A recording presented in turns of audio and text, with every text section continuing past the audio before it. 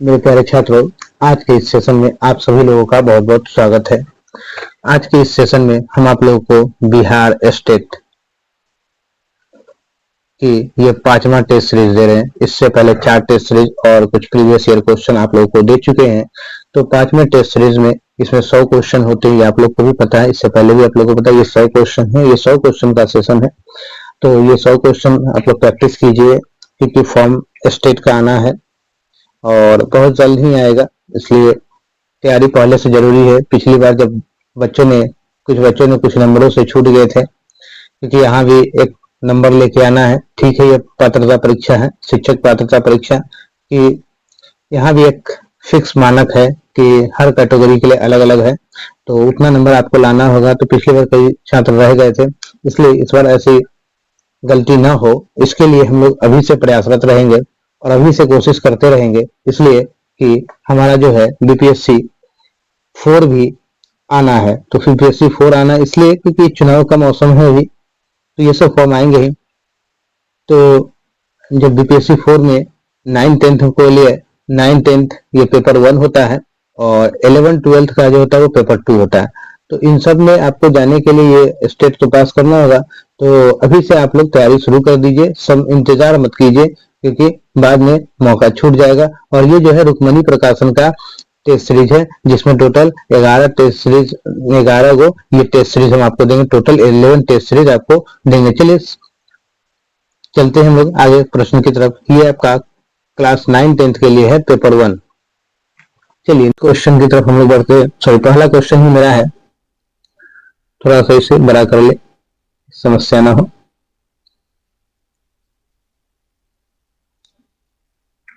कह रहा है किस उर्वरक को सोना के नाम से जाना जाता है। तो ये जो है यूरिया को सोना के नाम से जाना जाता है। Option B is your right answer. चलिए अगला प्रश्न मेरा कह रहा है कि फसल चक्र की सलाह दी जाती है। फसल चक्र की सलाह दी जाती है, तो ये हो जाएगा मृदा जनित रोगों के लिए। किसके लिए? मृदा जनित रोगों के लिए दी जाती है। ऑप्शन डी आपका सही आंसर होगा। चलिए अगले प्रश्न की तरफ बढ़ते हैं। अगला प्रश्न मेरा कह रहा है भारत में सबसे बड़ा मत्स्य उत्पादक राज्य कौन सा है। तो भारत में सबसे बड़ा मत्स्य उत्पादक राज्य आंध्र प्रदेश है। ऑप्शन बी आपका सही आंसर होगा। चलिए अगले प्रश्न की तरफ बढ़ते हैं। अगला प्रश्न मेरा 4 नंबर कह रहा है पशुओं के गोबर और पेशाब की अपघटित मिश्रण को डैश कहा जाता है। ये 4 नंबर क्वेश्चन है। पशुओं के गोबर और पेशाब की अपघटित मिश्रण को डैश कहा जाता है। तो क्या कहा जाता है? तो खेत की पांस कहा जाता है। Option A is your right answer. चलिए अगले प्रश्न की तरफ बढ़ते हैं। अगला प्रश्न मेरा 5 नंबर है। कोला तय में कौन सी औषधि पाई जाती है? कोला तय में कौन सी औषधि पाई जाती है? तो इसमें जो है कैफीन पाया जाता है। ऑप्शन डी आपका सही आंसर होगा। चलिए अगले प्रश्न की तरफ बढ़ते हैं। अगला प्रश्न मेरा 6 नंबर है। अर्बोरी कल्चर किससे संबंधित है? तो अर्बोरी कल्चर जो है लकड़ी के पौधे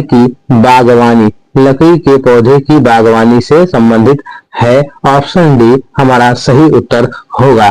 चलिए अगले प्रश्न की तरफ बढ़ते हैं। अगला प्रश्न 7 नंबर मेरा क्वेश्चन कह रहा है सीयरर का उपयोग क्या करने के लिए किया जाता है? सीयरर का उपयोग क्या करने के लिए किया जाता है? तो ये हो जाएगा आपका ऊन निकालने के लिए इसका उपयोग किया जाता है। ऑप्शन सी आपका सही आंसर होगा। नेक्स्ट प्रश्न मेरा बोल रहा है 8वां नंबर। निम्नलिखित में से कौन सी भैंस की नस्ल संसार में सबसे अधिक दूध उत्पादक है?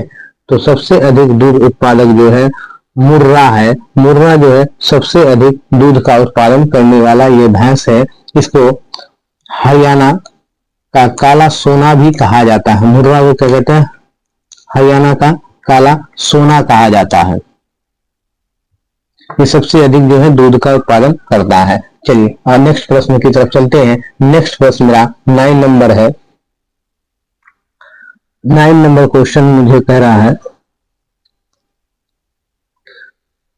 रामसर अभी समय रामसर अभिसमय यानी कन्वेंशन भारत जिसका एक हस्ताक्षर करता है किसके संरक्षण और विवेकपूर्ण उपयोग से संबंधित है, किसके संरक्षण और विवेकपूर्ण से संबंधित है, ये 9 नंबर क्वेश्चन है। तो ये आपका हो जाएगा आर्द्र भूमिया, क्या हो जाएगा आर्द्र भूमिया हो जाएगा, इसका पहला आंसर हो जाएगा, option A is your right answer. चलिए नेक्स्ट प्रश्न मेरा 10 नंबर है।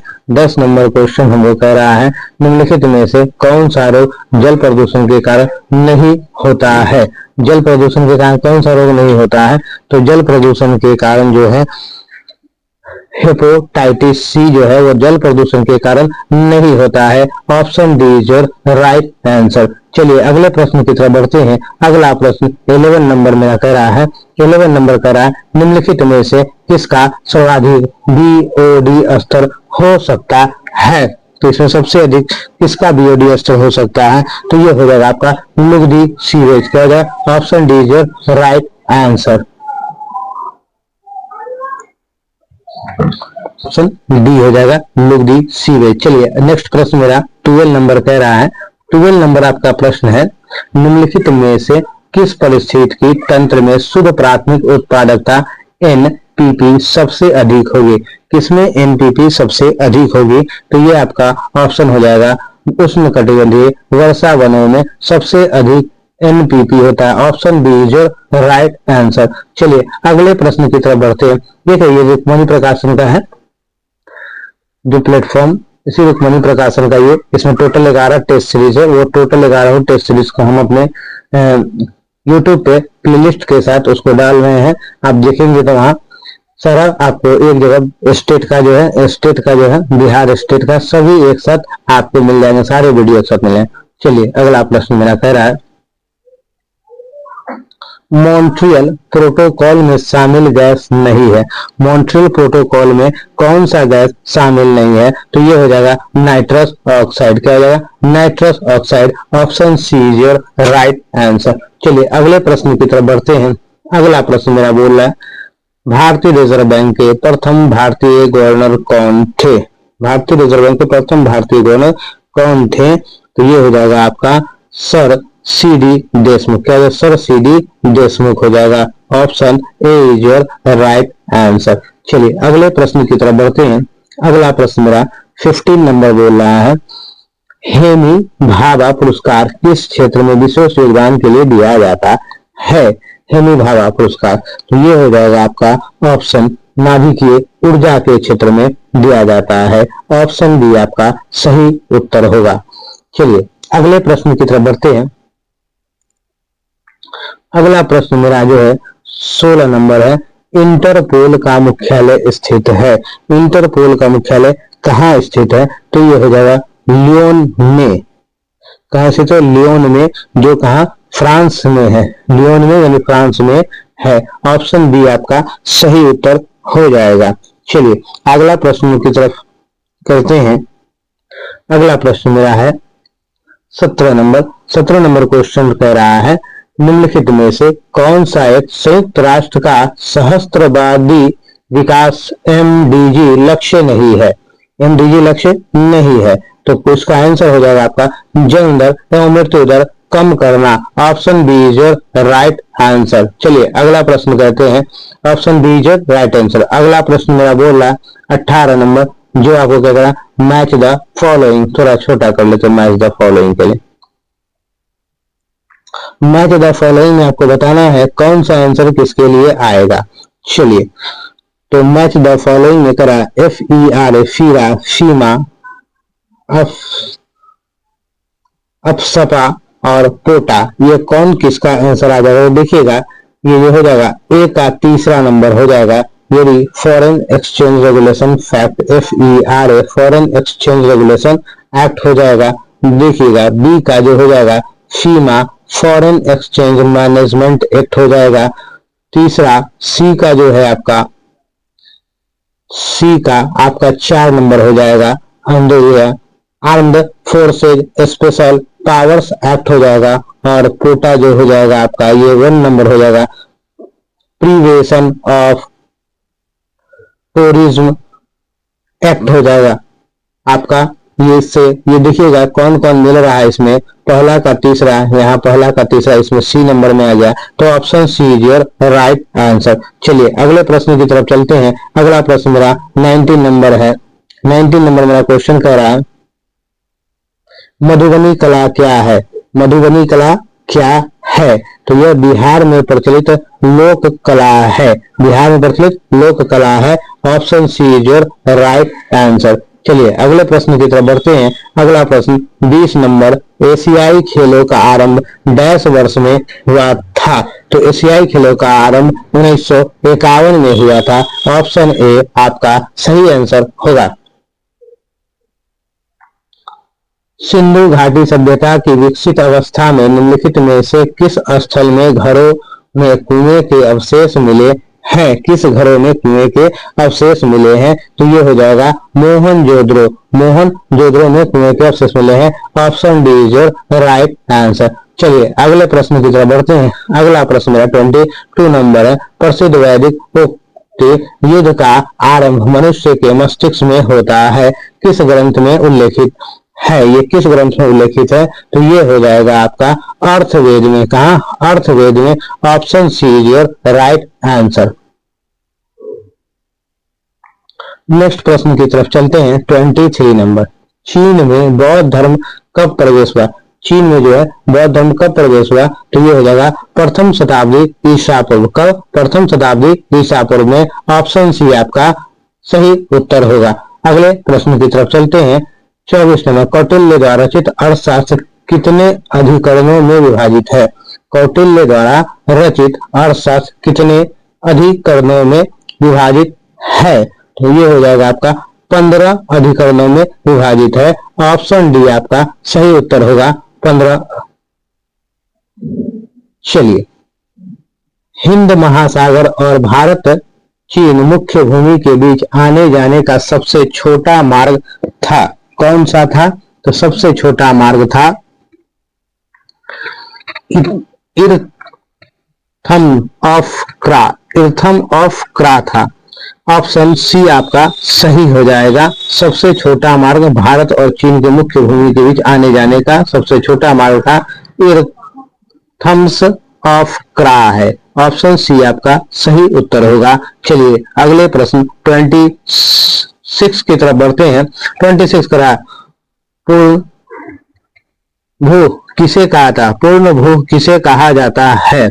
तो इसका आंसर आपके पास आ जाएगा पूर्ण विवाहित विधवा। पूर्ण विवाहित विधवा को कहा जाता है। ऑप्शन बी आपका सही उत्तर होगा। चलिए अगला प्रश्न आपका करा 27 नंबर, कृष्णदेव राय ने अपनी अमर कृति अमुक्त माल्यद को किस भाषा में लिखी है? अमुक्त माल्यद को किस भाषा में लिखा गया है? तो ये हो जाएगा तेलुगु भाषा में लिखा गया। किस भाषा में? तेलुगु में। Option D is right answer. खड़ी बोली हिंदी या आधुनिक हिंदी गद्य के प्रथम प्रयोगकर्ता थे, कौन थे? तो ये हो जाएगा आपका अमीर खुसरो। कौन हो जाएगा? अमीर खुसरो। ऑप्शन बी आपका सही उत्तर हो जाएगा। चलिए 29 नंबर आपका जो प्रश्न है, शाहजहां के ज्येष्ठ पुत्र दारा शिकोह किस सूफी सिलसिले का अनुयायी था? शाहजहां के ज्येष्ठ पुत्र दारा शिकोह किस सूफी सिलसिले का अनुयायी था? ये हो जाएगा आपका कादिरिया का था। किसका था? कादिरिया का। Option A is your right answer. चलिए नेक्स्ट प्रश्न की तरफ चलते हैं हम लोग। नेक्स्ट प्रश्न मेरा बोल रहा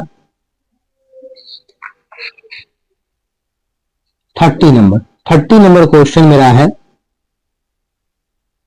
बिहार में 1857 के विद्रोह के प्रमुख नेता कौन थे? तो बिहार में 1857 के प्रमुख नेता जो था वो कौन था? तो वो हो जाएगा कुंवर सिंह थे। कौन थे? कुंवर सिंह थे। Option D is your right answer. चलिए अगले प्रश्न की तरफ बढ़ते हैं। अगला प्रश्न मेरा कह रहा है, अगला प्रश्न 31 नंबर आपका है। 31 नंबर प्रश्न में देखते हैं, सर्वोदय और बुनियादी शिक्षा संबंधी गांधी के विचार किससे प्रेरित थे? सर्वोदय और बुनियादी शिक्षा संबंधित गांधी के विचार किससे प्रेरित थे? तो ये आ जाएगा आपका रस्किन, रस्किन से प्रेरित था। किससे था? रस्किन से प्रेरित था। Option B is your right answer हो जाएगा। चलिए अगले प्रश्न की तरफ बढ़ते हैं। अगला प्रश्न मेरा 32 नंबर है। फरेजी आंदोलन की शुरुआत किसने की? फरेजी आंदोलन की शुरुआत किसने की? तो ये हो जाएगा आपका हाजी शरियतुल्लाह ने। किसने की? हाजी शरियतुल्लाह ने की। ऑप्शन ए आपका सही उत्तर हो जाएगा। अगला प्रश्न आपका कर रहा है 33 नंबर। पुस्तक poverty and un British rule in India किसने लिखी? Poverty and un British rule India पुस्तक के लेखक का नाम पूछा जा रहा है। तो ये हो जाएगा दादा भाई नौरोजी। क्या हो जाएगा? Dadabhai Naoroji. Option B is your right answer. चलिए अगले प्रश्न की तरफ बढ़ते हैं। अगला प्रश्न, बंगाल और बिहार में भूमि पर किराएदारों के अधिकार को बंगाल किराएदार अधिनियम कब स्वीकार किया गया? तो ये कब स्वीकार किया गया? तो ये स्वीकार किया गया 1885 ईस्वी में। ऑप्शन सी आपका सही उत्तर होगा। चलिए हम लोग चलते हैं अगले प्रश्न की तरफ। एक नंबर क्वेश्चन है 35 नंबर प्रश्न में, चंपारण में गांधी जी को आमंत्रण किसने दिया था? चंपारण में गांधी जी को आमंत्रण किसने दिया था? तो राजकुमार शुक्ल ने गांधी जी को आमंत्रण या निमंत्रण दिया था। ऑप्शन बी आपका सही उत्तर होगा। अगला प्रश्न 36 नंबर है। 36 नंबर क्वेश्चन मेरा कह रहा है 1929 में कांग्रेस अधिवेशन में पूर्ण स्वराज की पताका किसने उठाया? किस पताका किसने उठाया? 1929 के कांग्रेस अधिवेशन में पूर्ण स्वराज का पताका किसने उठाया? हो जाएगा पंडित जवाहरलाल नेहरू ने। किसने? पंडित जवाहरलाल नेहरू ने। ऑप्शन बी आपका सही उत्तर होगा। अगला आपका है 37। विश्व के इतिहास में पहली परमाणु आपदा जापान के हिरोशिमा पर कब हुई थी? पहली परमाणु आपदा जापान के हिरोशिमा पर कब हुई थी? हो जाएगा 6 अगस्त 1945 को। कब हुआ था? 6 अगस्त 1945 को। ऑप्शन डी आपका सही आंसर होगा। 18वीं शताब्दी में किस देश ने जर्मनी पर शासन किया? 18वीं शताब्दी में किस देश ने जर्मनी पर शासन किया, अधिकार किया? तो आपका हो जाएगा ऑस्ट्रिया ने। किसने किया? ऑस्ट्रिया ने किया था। ऑप्शन बी आपका सही उत्तर होगा। चलिए अगला प्रश्न मेरा करा 39 नंबर। राज्य पृथ्वी पर ईश्वर का अवतार है, उक्त कथन किस विचारक का था? राज्य पृथ्वी पर ईश्वर का अवतार है, यह कथन किस विचारक का था? यह कथन किस व्यक्ति का था? तो यह कथन जो था हेगेल का था। ठीक है, हेगेल का था। ऑप्शन ए आपका सही उत्तर होगा। अगला प्रश्न मेरा 40 नंबर कह रहा। 40 नंबर क्वेश्चन है प्यूनिक युद्ध 147-146 बीसी में किसके मध्य लड़े गए? 46-47 में किसके बीच लड़े गए थे? तो ये हो जाएगा रोम और कार्थेज। रोम और कार्थेज। ऑप्शन बी आपका सही उत्तर होगा। ऑप्शन बी आपका सही उत्तर होगा। कार्थेज, रोम और कार्थेज के बीच। प्रथम विश्व युद्ध का मुख्य कारण था। देखिए ये क्वेश्चन कई जगह पूछा गया है। प्रथम विश्व युद्ध का मुख्य कारण क्या था? तो प्रथम विश्व युद्ध का मुख्य कारण गुप्त संधियां थी। क्या थी? गुप्त जो हुआ था संधि वही थी। तो ऑप्शन बी आपका सही उत्तर हो जाएगा। अगले प्रश्न की तरफ चलते हैं। अगला प्रश्न मेरा कह रहा है 42 नंबर। 42 नंबर, निम्न में से कौन सी संधि यूरोप में साम्यवाद को रोकने के लिए 1949 ईस्वी में बनाई गई थी? कौन सी संधि यूरोप में साम्यवाद को रोकने के लिए 1949 में बनाया गया था? तो ये क्या था? नाटो था। क्या था? नाटो। ऑप्शन सी आपका सही उत्तर होगा। अगला प्रश्न आपको बता रहा है 43 नंबर। 43 नंबर क्वेश्चन मेरा कह रहा है किसने लखनऊ में सन 1857 के विद्रोह का नेतृत्व किया? किसने 1857 में लखनऊ के विद्रोह का नेतृत्व किया? किसने किया था? तो हजरत महल ने किया। हजरत महल। ऑप्शन डी आपका सही उत्तर होगा। अगला प्रश्न आपके पास 44 नंबर है। 44 नंबर क्वेश्चन आपको कह रहा है पेरेस्ट्रोइका पेरेस्ट्रोइका का क्या आशय क्या था? जिस नीति की शुरुआत मिखाइल गोबार्चेव ने किया था, गोबार्चेव। तो क्या हो जाएगा इसका? इसका हो जाएगा पुनः निर्माण का कार्य। क्या हो जाएगा? पुनः निर्माण का कार्य, फिर से उसने निर्माण को शुरू किया था। ऑप्शन ए आपका राइट आंसर हो जाएगा। अगला प्रश्न करा 45 नंबर, निम्नलिखित में से कौन नाजीवाद के संस्थापक था? नाजीवाद का संस्थापक इनमें से कौन है? तो नाजीवाद का संस्थापक हिटलर था, यानी एडोल्फ हिटलर था। कौन था? Adolf Hitler. ऑप्शन ए आपका सही उत्तर हो जाएगा। अगला प्रश्न 46 नंबर, किसने कहा कि इतिहास वर्ग संघर्ष की कहानी है? किसने कहा इतिहास वर्ग संघर्ष की कहानी है? ये कहा कार्ल मार्क्स ने। किसने कहा? Karl Marx. Option D is your right answer. किसने, कौन सा यूरोप में सामंतवाद के उदय का प्रमुख कारण था? इसमें से कौन यूरोप में सामंतवाद के उदय का सबसे प्रमुख कारण था? तो सामंतवाद के समय रोमन साम्राज्य के पतन के पश्चात बर्बर राज्य की स्थापना, यानी कि क्रूर राज्य की स्थापना। रोमन साम्राज्य के पतन के बाद यानी क्रूर बर्बर राज्य की स्थापना। ऑप्शन बी आपका सही उत्तर होगा। अगले प्रश्न की तरफ बढ़ते हैं 48 नंबर, मैजिक सिटी के नाम से जाना जाता है। मैजिक सिटी के नाम से किसे जाना जाता है? Monte Carlo. मोंटे कार्लो को जाना जाता है मैजिक सिटी के नाम से। ये यूरोप महाद्वीप में स्थित मोनाको देश का एक प्रसिद्ध शहर है। ये कहाँ है? ये मोनाको देश का एक प्रसिद्ध शहर है। जो चलिए तो आगे की तरफ बढ़ते हैं हम लोग।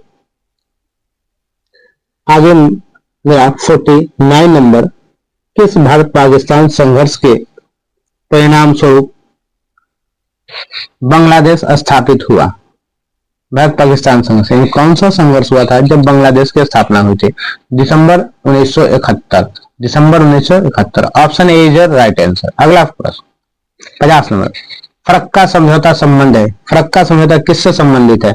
ये है गंगा नदी से संबंधित है। Option B is your right answer.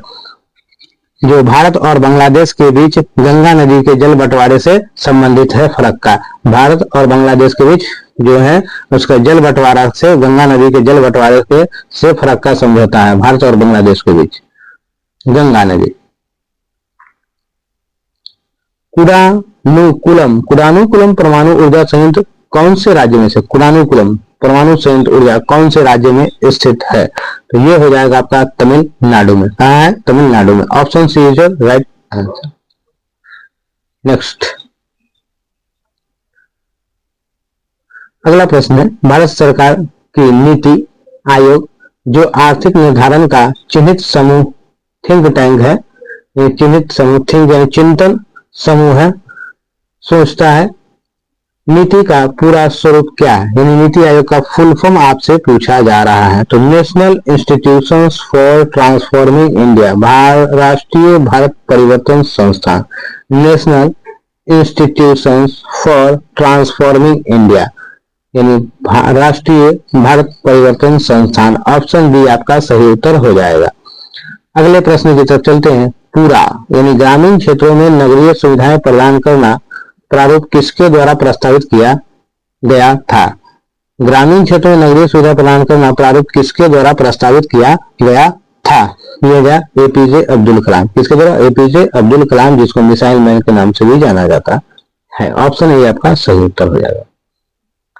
54 number, किसने गरीबी निवारण के प्रभावपूर्ण अस्त्र के रूप में स्वयं सेवा समूह के विचार को दिया? स्वयं सेवा समूह के विचार को दिया था। तो ये हो जाएगा मोहम्मद यूनुस ने दिया था, Mohammad Yunus. Option B is your right answer. अगला प्रश्न मेरा कह रहा, कौन सा एक 20वीं शताब्दी के 60वें दशक के अंतिम दौर में हरित क्रांति की प्रकृति में सबसे उचित वर्णन करता है? सबसे उचित वर्णन कौन करता है? तो बीज उर्वरक जल तकनीक। क्या कहते हैं? बीज उर्वरक जल तकनीक। Option D is your right answer. चलिए अगले प्रश्न की तरफ चलते हैं। अगला प्रश्न मेरा कह रहा, छठी पंचवर्षीय योजना के दौरान निम्नलिखित में से कौन सा कार्यक्रम शुरू किया गया था? छठी पंचवर्षीय योजना के दौरान कौन सा कार्य शुरू किया गया था? तो ये हो जाएगा आपका एकीकृत ग्रामीण विकास। क्या हो जाएगा? एकीकृत ग्रामीण विकास। Option A is right answer. अगले प्रश्न की तरफ बढ़ते हैं। अगला प्रश्न, अंत्योदय कार्यक्रम सर्वप्रथम किस राज्य में शुरू किया गया था? अंत्योदय कार्यक्रम किस राज्य में शुरू किया गया था? तो ये हो जाएगा राजस्थान। हाँ हो जाएगा Rajasthan. Option D is right answer. वह प्रथा जिसके तहत किसान स्वयं भूमि का मालिक होता है और सरकार को भू राजस्व के भुगतान के लिए जिम्मेदार माना जाता है, ये हो जाएगा रैयतवाड़ी प्रथा। क्या हो जाएगा? रैयतवाड़ी प्रथा। ऑप्शन बी आपका सही आंसर हो जाएगा। स्वयं भूमि का मालिक होता है और सरकार को भू राजस्व के भुगतान के लिए जिम्मेदार माना जाता है, तो ये रैयतवाड़ी प्रथा है। Option B. 59 नंबर, निम्नलिखित में कौन सा प्रत्यक्ष वित्त का स्रोत नहीं है? प्रत्यक्ष वित्त का स्रोत नहीं है, तो नाबार्ड जो है प्रत्यक्ष वित्त का स्रोत नहीं है। Option A is right answer. EPGC का पूर्ण रूप यानी फुल फॉर्म पूछ रहा है। ईपीजीसी, ईपीजीसी का फुल फॉर्म है expert promotion capital goods. Expert promotion capital goods, ये आपका option C is right answer. अगले प्रश्न की तरफ बढ़ते हैं। अगला प्रश्न 61 नंबर, प्रधानमंत्री श्रम योगी मान धन योजना में प्रत्येक ग्राहक को 60 वर्ष की आयु प्राप्त करने के बाद न्यूनतम अनुमानित पेंशन डैश प्रतिमाह प्राप्त होती है। डैश प्रतिमाह प्राप्त होती है। प्रधानमंत्री श्रम योगी मान धन योजना प्रत्येक माह 60 वर्ष की आयु प्राप्त करने के बाद न्यूनतम अनुमानित पेंशन कितना रुपया प्रति माह है? तो ये हो जाएगा 3000 रुपया प्रति माह। Option C is right answer. अगले प्रश्न की तरफ चलते हैं। अगला प्रश्न करा, भारत में न्यूनतम समर्थन मूल्य का निर्धारण कौन करता है? भारत में न्यूनतम समर्थन मूल्य का निर्धारण कौन करता है? कृषि लागत एवं मूल्य आयोग। कृषि लागत एवं मूल्य आयोग। ऑप्शन ए आपका सही उत्तर होगा। चलिए, हिंदू वृद्धि दर। हिंदू वृद्धि दर किससे संबंधित है? हिंदू वृद्धि दर किससे संबंधित है? तो ये हो जाएगा आपका जीडीपी से। जीडीपी से। Option B is right answer. NITI Aayog के स्वास्थ्य सूचकांक 2019 के अनुसार बिहार राज्य का स्कोर है। बिहार राज्य का स्कोर क्या है? तो ये हो जाएगा 32.11। कितना है? 32.11। ऑप्शन सी आपका सही उत्तर है। 65, भारत में औद्योगिक क्षेत्र में उपलब्धि को मापने के लिए निम्न में से कौन सी संस्था औद्योगिक उत्पादन के सूचकांक को जारी करती है? एनएसओ के देखरेख में भारत में औद्योगिक क्षेत्र की उपलब्धि को मापने के लिए निम्न में से कौन सी संस्था औद्योगिक उत्पादन के सूचकांक को जारी करती है? ये कौन जारी करती है? तो केंद्रीय सांख्यिकी कार्यालय यानी सीएसओ, केंद्रीय सांख्यिकी कार्यालय। Option C is right answer. अगला प्रश्न मेरा कह रहा है 66 नंबर, किसका निर्माण पंचायती राज व्यवस्था के तहत हुआ है? किसका निर्माण पंचायती राज व्यवस्था के तहत हुआ है? तो ग्राम पंचायत का निर्माण पंचायती राज व्यवस्था के तहत हुआ है। ऑप्शन सी आपका सही उत्तर हो जाएगा। 67 नंबर, नागरिकता संशोधन कानून कब पारित हुआ? नागरिकता संशोधन कानून कब पारित हुआ? तो ये हुआ 11 दिसंबर 2019 को। 11 दिसंबर 2019 को। ऑप्शन बी आपका सही उत्तर होगा। 73वें संविधान संशोधन कानून की संवैधानिक शुरुआत किस संविधान संशोधन बिल से हुआ? 73वें संविधान संशोधन कानून की वैधानिक शुरुआत किस संविधान संशोधन बिल से हुई? तो किस बिल से हुई? तो ये हो जाएगा आपका 64वां संविधान संशोधन बिल। 64वां संविधान संशोधन बिल से। Option D is right answer. अगला प्रश्न मेरा बोल रहा है, विधि का नियम यह कानून का अधिराज्य का मतलब क्या है? विधि का नियम या कानून का अधिराज्य का मतलब क्या है? तो इसका ऑप्शन आपका हो जाएगा सभी के लिए एक कानून और सभी के लिए एक न्याय तंत्र। सभी के लिए एक ही कानून होगा और सभी के लिए एक न्याय तंत्र होगा जो अपने भारत में चलता है। चलिए, option A is the right answer. पर ऐसा होता नहीं है, कहा ही जाता है, पर ऐसा बहुत जगह देखा गया नहीं होता है। पंचायती राज संस्थाओं को 29 कार्यों की सूची किस अनुच्छेद के तहत दी गई? पंचायती राज संस्थाओं को 29 कार्यों की सूची किस अनुच्छेद के तहत दिया गया है? तो ये होगा अनुच्छेद 244 जी, अनुच्छेद 244 G. Option D is right answer. अगला प्रश्न 71 नंबर, कौन सा विकेंद्रीकरण का वैशिष्ट्य नहीं है? विकेंद्रीकरण का वैशिष्ट्य नहीं है स्थानीय समुदाय में आत्मविश्वास को नहीं जगाना। आत्मविश्वास को नहीं जगाया जाता स्थानीय लोगों में। ऑप्शन सी आपका राइट आंसर हो जाएगा।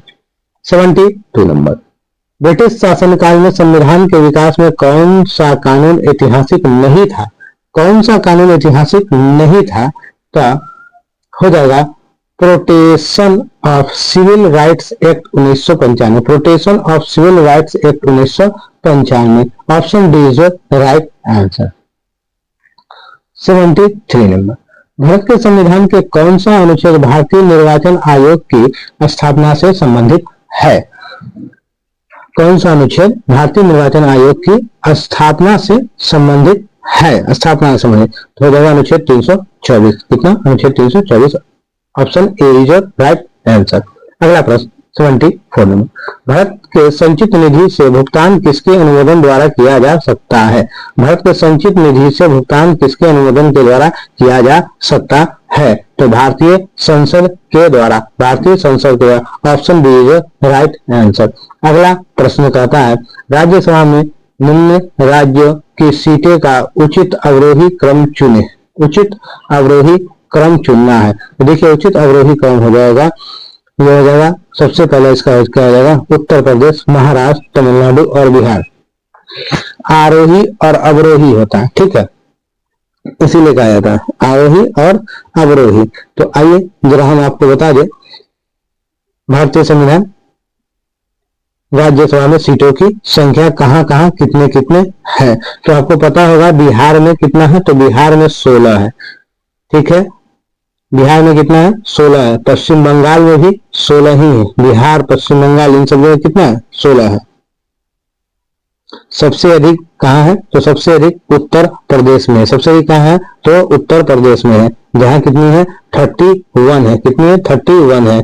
तमिलनाडु में पता है आपको कितना है? तमिलनाडु में 18 है। तमिलनाडु में कितना? 18 है। महाराष्ट्र में कितना है? महाराष्ट्र में जो है वो आपको 19 है। महाराष्ट्र में 19 है आपके पास। महाराष्ट्र में कितना है? महाराष्ट्र में 19 है। और तमिलनाडु में कितना है? तो तमिलनाडु में 18 है, ठीक है। बिहार में कितना? 16 है। पश्चिम बंगाल मैंने दिया, पश्चिम बंगाल में भी 16 है। तो ऑप्शन सी आपका सही आंसर हो जाएगा। 76 में आते हैं। 76 पे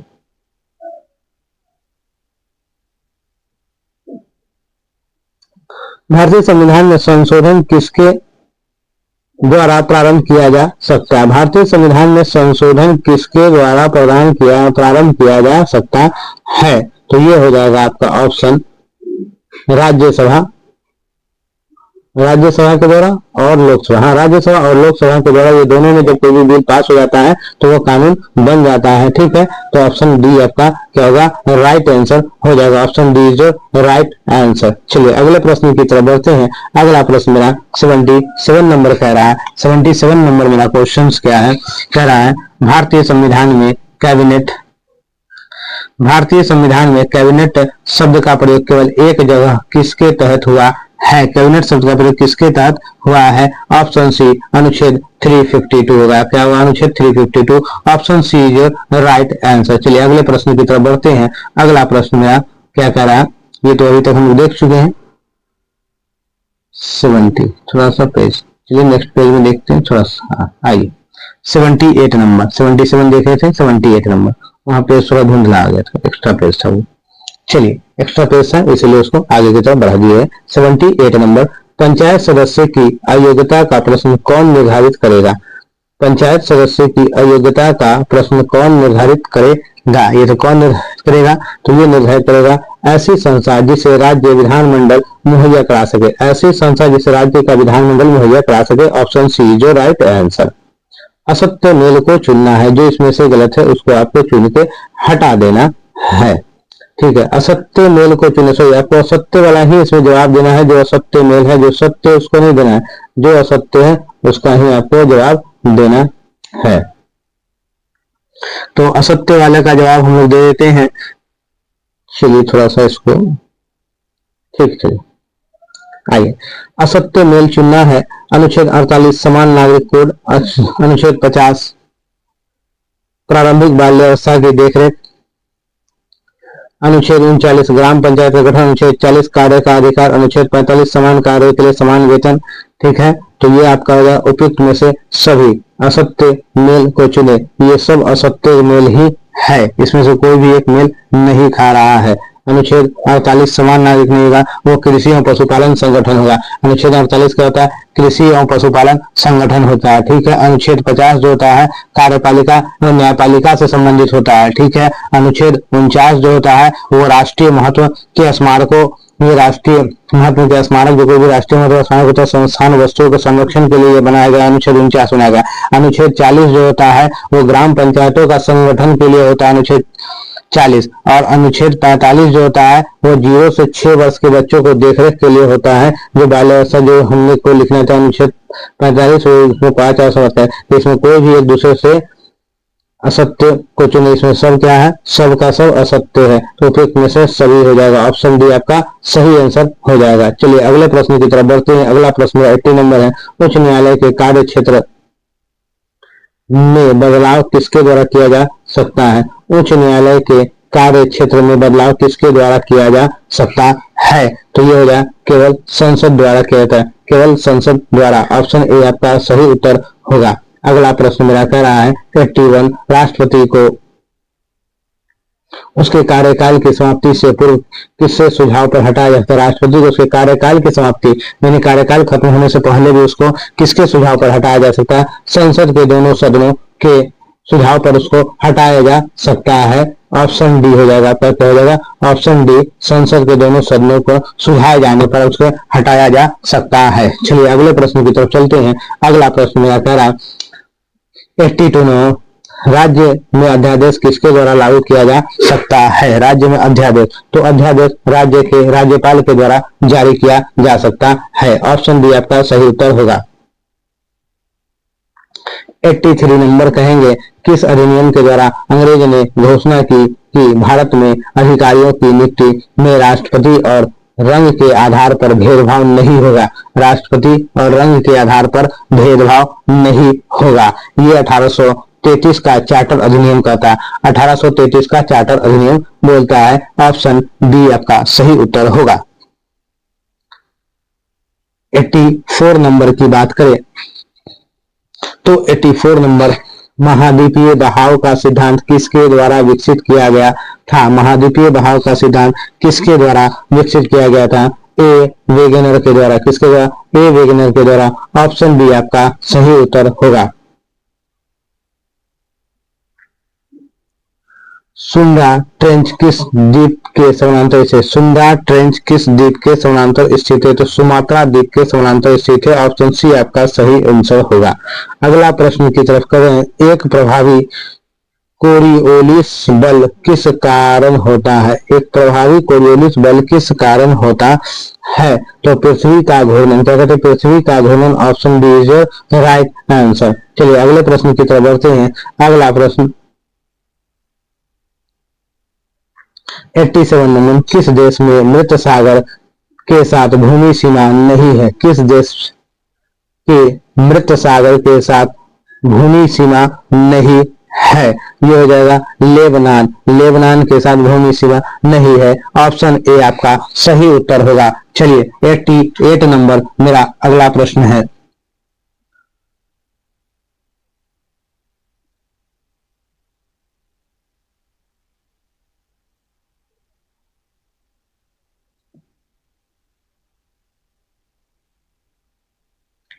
नंबर प्रश्न की तरफ चलते हैं। निम्नलिखित तुलना के आधार पर हिमालय नदियों प्रायद्वीपीय नदियों से तुलना करें।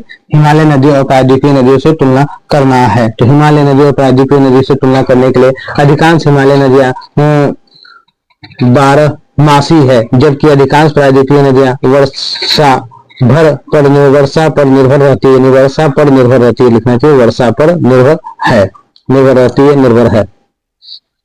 दूसरा कह रहा है, तो जाहिर सी बात है ये सही तो है। अधिकांश हिमालय नदियां 12 मासी मतलब कहने के 12 महीना चलता रहता है। अधिकांश जो हिमालय की नदियां हैं वो हमेशा बहता रहता है, ये बात सही है। और जबकि अधिकांश प्रायद्वीपीय भारत की जो प्रायद्वीपीय जो नदियां होती है वो वर्षा पर डिपेंड होते हैं। चलिए पहला सही है।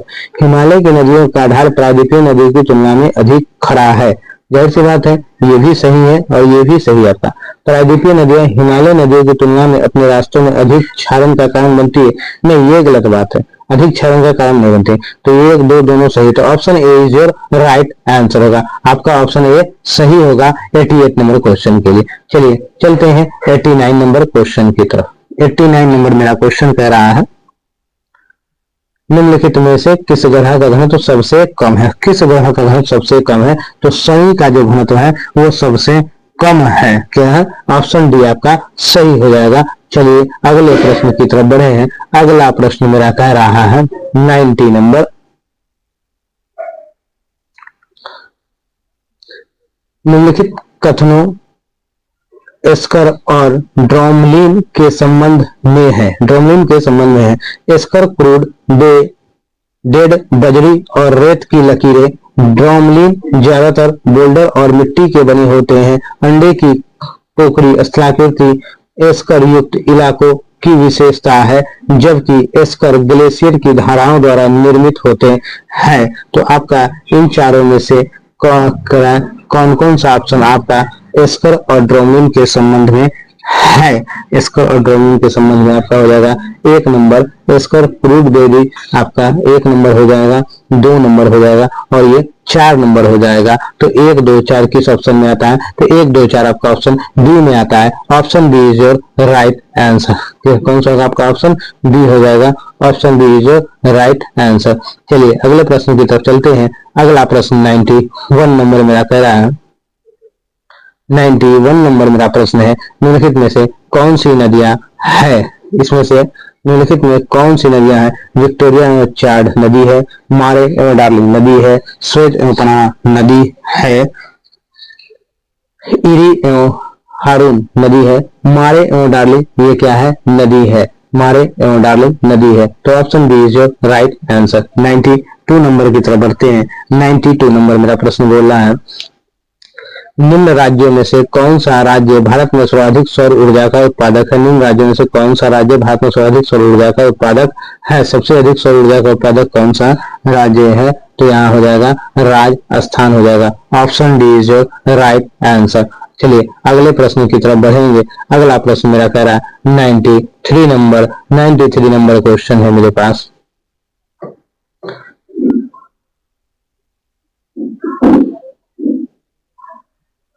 निम्नलिखित में से भारत का कौन सा औद्योगिक आर्थिक गलियारा जापान के सहयोग से विकसित किया जा रहा है? भारत का कौन सा औद्योगिक आर्थिक गलियारा जो जापान के सहयोग से विकसित किया जा रहा है? तो हो जाएगा दिल्ली और Mumbai. Option C is right answer. चलिए अगले प्रश्न की तरफ बढ़ते हैं। 94 नंबर क्वेश्चन मेरा कह रहा है, 1905 बंगाल विभाजन के समय वायसराय कौन था? बंगाल विभाजन के समय वायसराय कौन था? तो ये हो जाएगा Lord Curzon. Option A is right answer था। देखिएगा 1899 से 1905 तक बंगाल का विभाजन के समय जो था वो लॉर्ड कर्जन 1899 से रहा। कब से रहा? 1899 से 1905 के बीच ये रहा था। चलिए अगले प्रश्न की तरफ चलते हैं। मेरा बोल रहा है, क्या बोल रहा है अगला प्रश्न मेरा? 95 नंबर है मेरा। 95 नंबर मेरा क्वेश्चन कह रहा है, फ्रेंच इंडो चाइना स्थापना किस वर्ष की गई? फ्रेंच इंडो चाइना की स्थापना किस वर्ष की गई थी? तो ये हो जाएगा 1887 ईस्वी में की गई थी। 1887, ऑप्शन डी आपका सही आंसर हो जाएगा। नेक्स्ट प्रश्न मेरा क्या है? 96 नंबर है। गंगा नदी की दो प्रमुख स्रोत क्या है? गंगा नदी की दो प्रमुख स्रोत है, वो कौन कौन है? तो भागीरथी और अलकनंदा है। कौन कौन है? भागीरथी और अलकनंदा है। ऑप्शन ए आपका सही उत्तर हो जाएगा। चलिए अगला प्रश्न 97 नंबर है। 97 नंबर, दो सागरों अथवा जलाशयों को जोड़ने वाली संकरी जलपट्टी को क्या कहते हैं? दो सागरों अथवा जलाशयों को जोड़ने वाली संकरी जलपट्टी को क्या कहते हैं? ये हो जाएगा आपका जल डमरू कहते हैं। क्या कहते हैं? जल डमरू। Option B is right answer. चलिए अगले प्रश्न की तरफ चलते हैं। अगला प्रश्न मेरा 98 नंबर है। संसदात्मक और अध्यक्षात्मक रूप में सरकारों के वर्गीकरण का आधार है। सरकार के वर्गीकरण का आधार क्या है? तो ये हो जाएगा विधायिका कार्यपालिका संबंध। विधायिका और कार्यपालिका संबंध। ऑप्शन बी आपका सही आंसर होगा। चलिए अगला क्वेश्चन मेरा कह रहा है, कौटिल्य का अर्थशास्त्र किस विषय से संबंधित है? बंधित होगा। कौटिल्य का अर्थशास्त्र किस विषय से संबंधित है? तो ये आपका हो जाएगा राजनीति से। कौटिल्य किससे? राजनीति से संबंधित है। ऑप्शन डी आपका सही उत्तर हो जाएगा। चलिए अगले नेक्स्ट और लास्ट क्वेश्चन हमारी जो है वो दिए रहा, पूछ रहा है, भारतीय संघ राज्य क्षेत्र का दैनिक प्रशासन किसके द्वारा संचालित होता है? भारतीय संघ राज्य का दैनिक प्रशासन किसके द्वारा संचालित होता है? ये होगा उपराज्यपाल के द्वारा। उपराज्यपाल के द्वारा। Option D is your right answer. चलिए